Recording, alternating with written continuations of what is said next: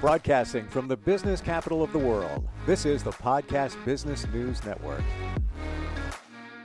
We're going to talk about something different today, a little interesting here in that it could define you or your kids, definitely going to bring back some memories, and it's something that we can all relate to at pretty much any age. And because the Barbie movie is out right now, and number one by far, it's so funny, I have a friend who wants to go see it with her daughters, and today's Tuesday. They can't get tickets until next Wednesday. That's how big the movie is. Wow, that is big. We're talking about toys today. Toys and the impact they have on you in the past and now. He is an amazing psychologist. Gloria Vanderhorst is back with us. Welcome. How are you? I am good today. I'm glad to be here. It'll be fun to talk about toys. Yeah, as soon as you say that word, if you think for a second, memories come back. They definitely do. Do you know one of the first toys I had was a hobby horse? Do you remember hobby horses? I do.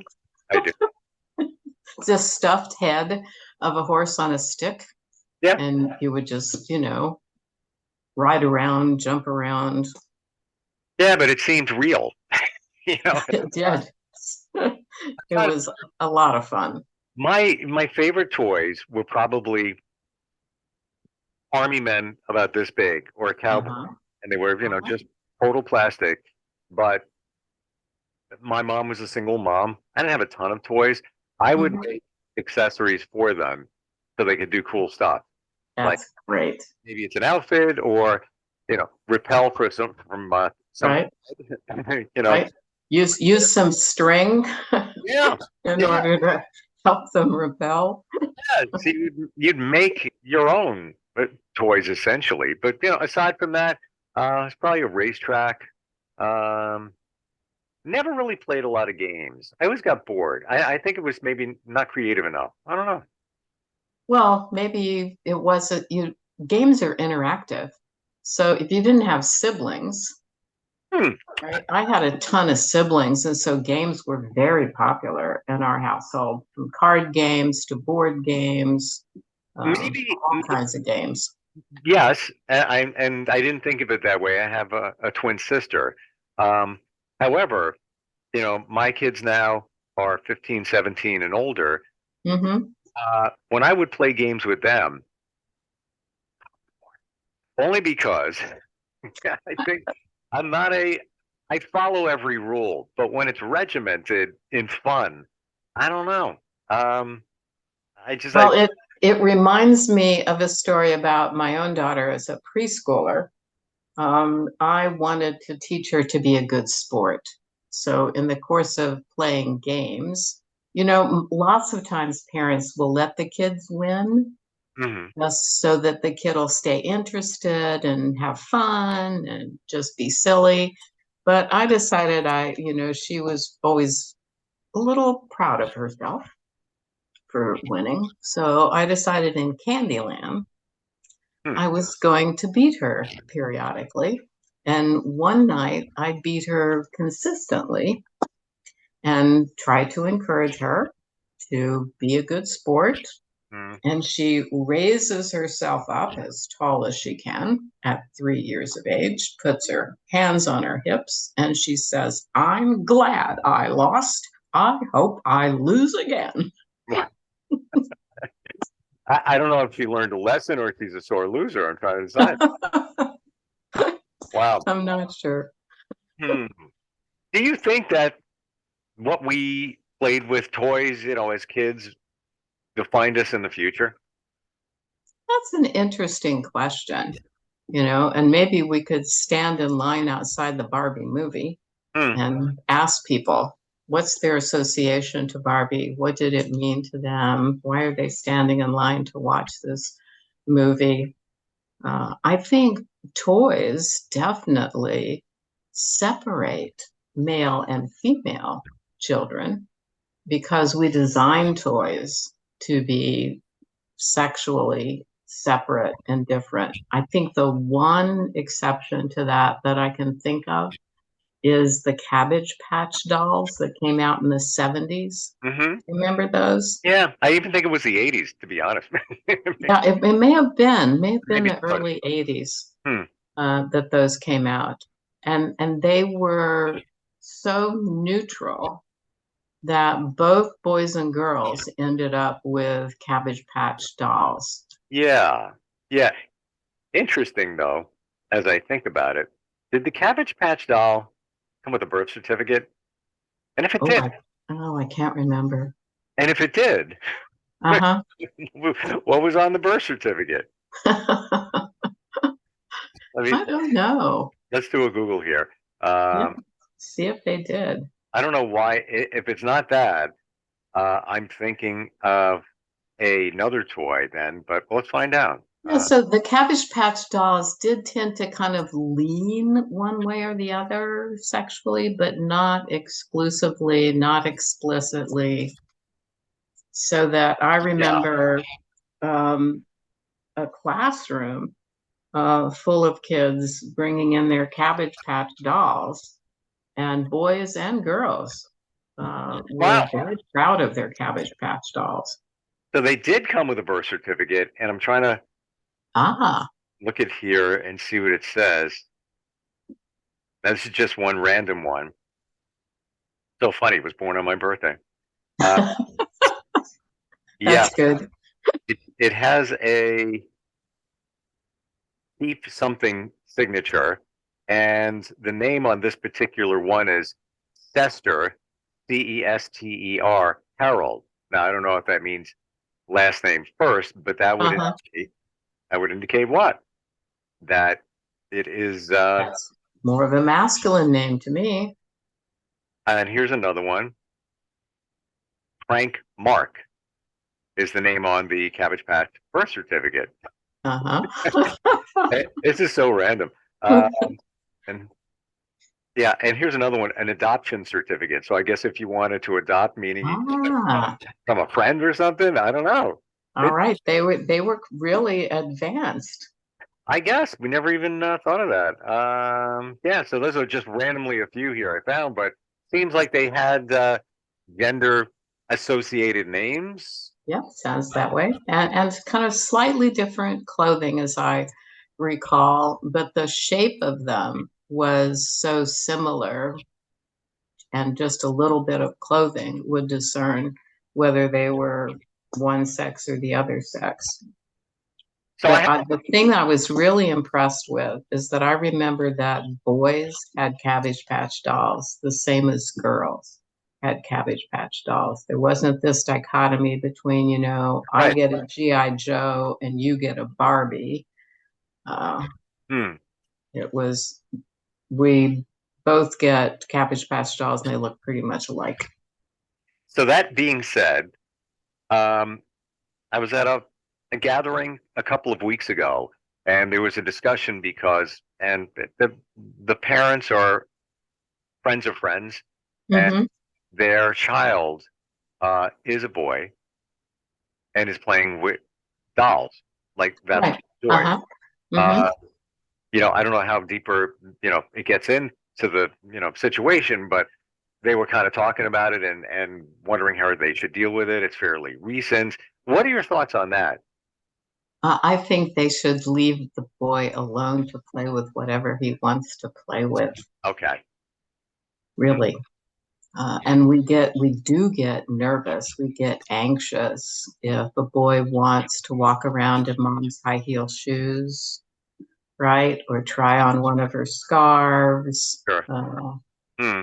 But we need to be able in the future, in the next generation, to help people to stop that dichotomy Wow. of you're only allowed this kind of toy or this kind of behavior. You're only allowed these jobs, not other jobs, right? We've done it now with women, all right? They're allowed to serve on the front lines Hmm. in the services. They're allowed to do mechanical jobs and plumbing jobs. We've done it with women. We need to do it with men as well. They should be teaching preschool first grade, sixth grade, right? And we rarely find a male in the elementary school system. But think of that as a model for all of the boys that are in preschool and the elementary system. They don't see a man doing anything related to their learning, teaching them. It's all women. And that needs to shift if we really want to maintain a healthy society. So many things are going to be done for us with artificial intelligence. Point. That, you know, the sexualization of certain jobs just has to disappear for us. It just has to. It's funny we're having this conversation, and I'm trying to recall where I heard it in another gathering, and I think it was around teachers that they were saying it's a real challenge. Like you'll never find a male as a not I want to say never, but rare kindergarten, first grade, Right. and they're challenged by it. Yeah, interesting. Right. So even, you know, elementary schools might have a male come in to coach kids on beginning soccer. Okay. Or run the gym for kids, but not in the classroom, not in the day-to-day interaction of I'm here to help you to learn reading, math, science, and be a model for you. Boys end up with only women in the first, 10, 11, 12 years old, and all I've interacted with are female teachers. Now, it's been that way as far as I can remember. Mm-hmm. Why, psychologically or otherwise, why do you think it is that way? Oh, I think, you know, this tradition goes back centuries. Really? Okay. Oh, yeah, centuries, right. We've had this separation of roles for centuries. And at some point, I'm sure it was valuable and productive, that it just fits survival. Well, maybe because the role of the man was just working in a different area, and that's the only way it was done at that time, and that's who was available left to T and maybe war. Well, let's go back to hunter-gatherer. Okay. Right? So the female is pregnant. She's not going to go out hunting. Right. All right. She has a baby. She's nursing. She's not going to go out hunting. All right. So she's going to starve to death if there isn't a male going out hunting. You never thought of it that way, but I find it fascinating that it went from then to now. It continued to, once it was set in stone, I guess, and it just continued all along there. Not too many things are like that, but how interesting. Well, look at the difference in pregnancy and childcare. I think that's really critical, right? We can now choose when to get pregnant. We can choose, the sex of the child if we want to do that as well.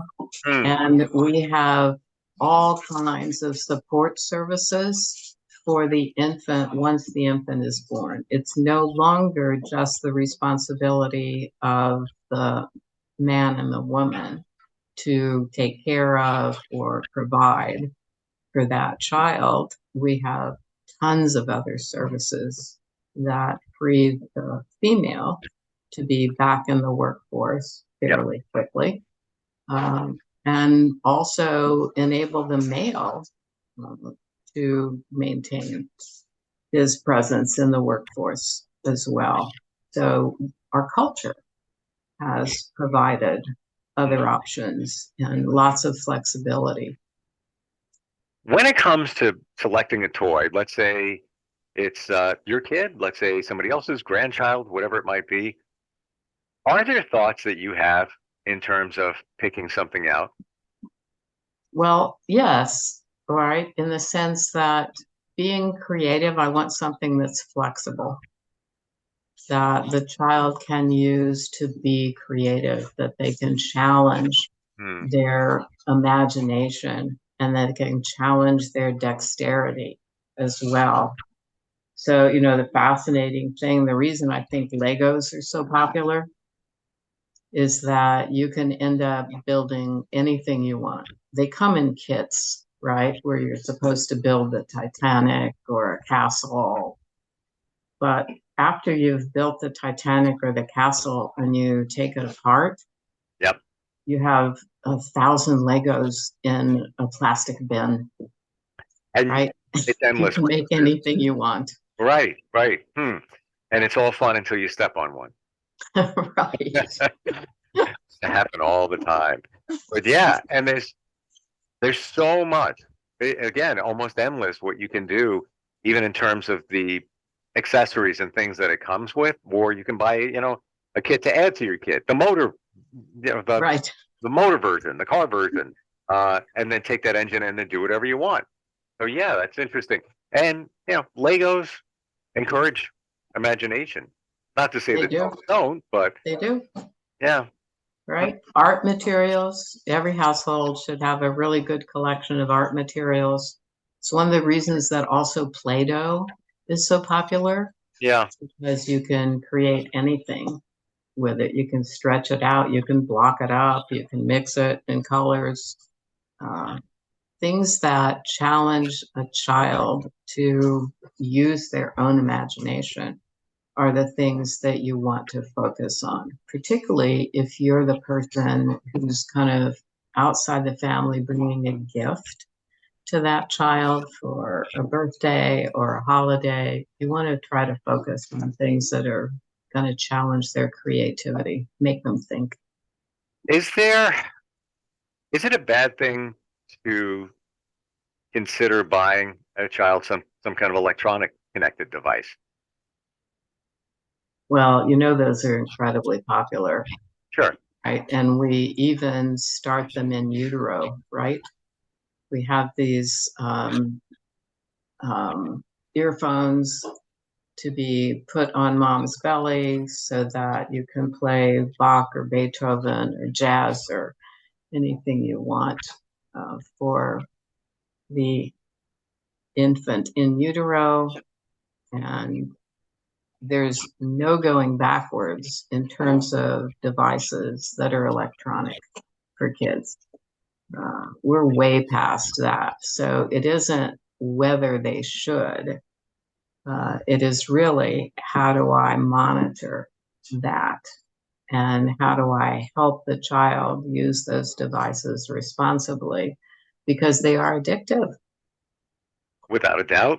And you can control that, but I can say being quite geeky. Mm-hmm. Friends that work for IBM. And I once said this to my friend. I said, you do what you do as a programmer.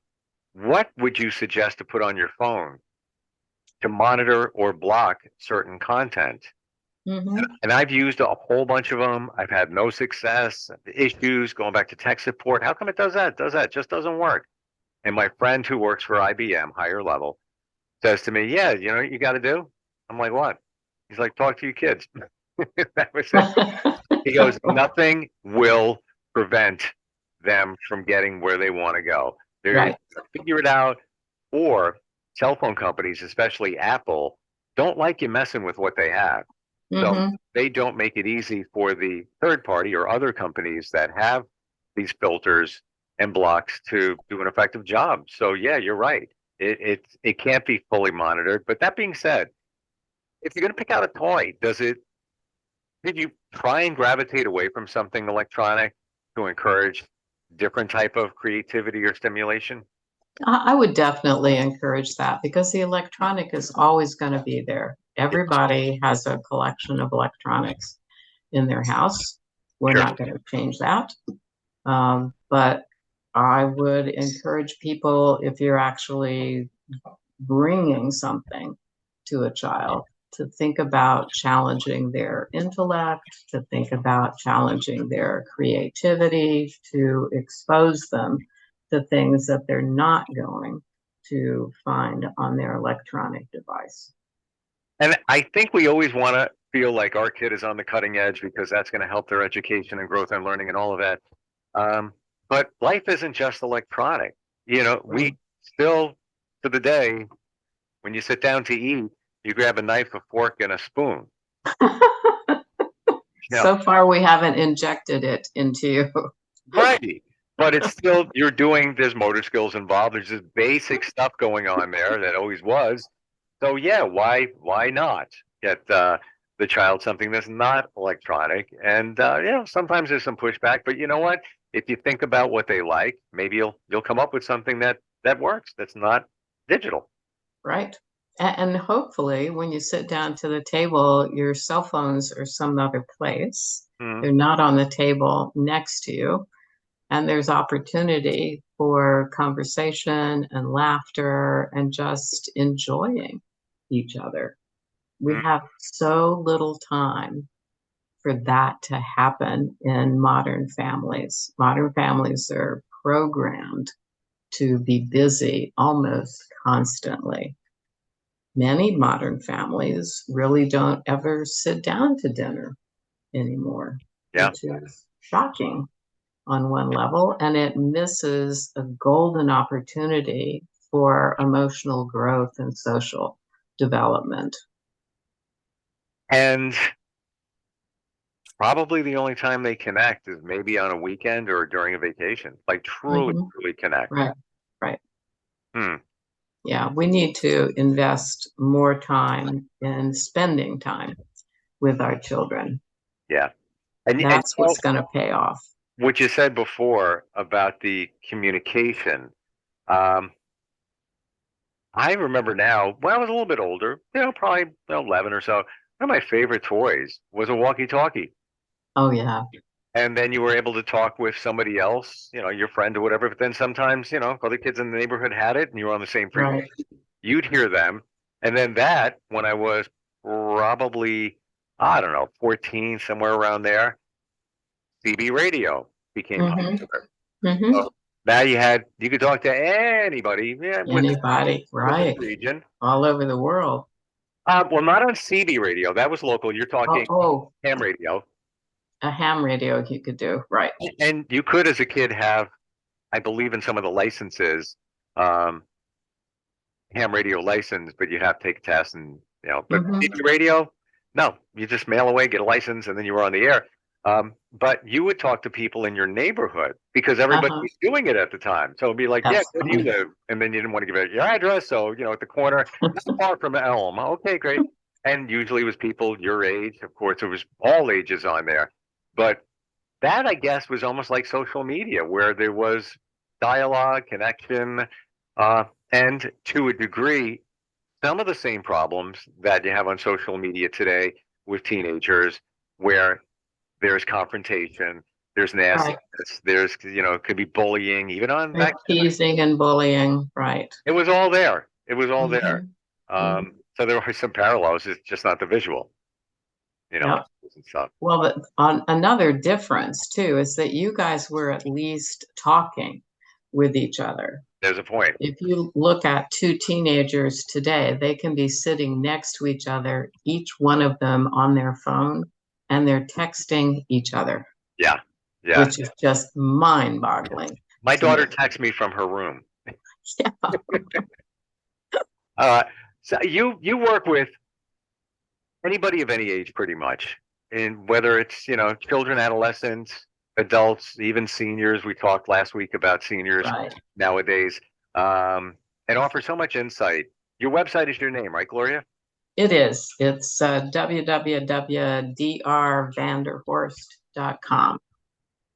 And a free consult. Do you offer a couple of minutes if somebody has a question? I do. I talk to people on the phone. Wait a minute. Whoa. Wait a minute. You actually talk to people? I talk to people. Yes. I don't text. Yeah, I do, but I actually sometimes say when I get somebody, I talked to somebody before on the phone, and I actually called and I said, I can text you. I'm driving. I want to talk. Yeah, it's going to be so much quicker. And so much easier. Yes, and we'll figure it out. Gloria, always great talking with you, and look forward next time we can. Nice to talk with you, Steve. Thank you. Are you looking for even more of the podcasts and hosts that you love? The Podcast Business News Network is proud to announce that you now have even more ways to listen live. Check out the MyTuner Radio, online radio box, and Simple Radio apps on iOS and Android, or find us online. Search for Business News Network on mytuner-radio.com, or search Podcast Business News Network on streama.com and onlineradiobox.com/US. Take your podcast on the go and don't miss a minute of the action.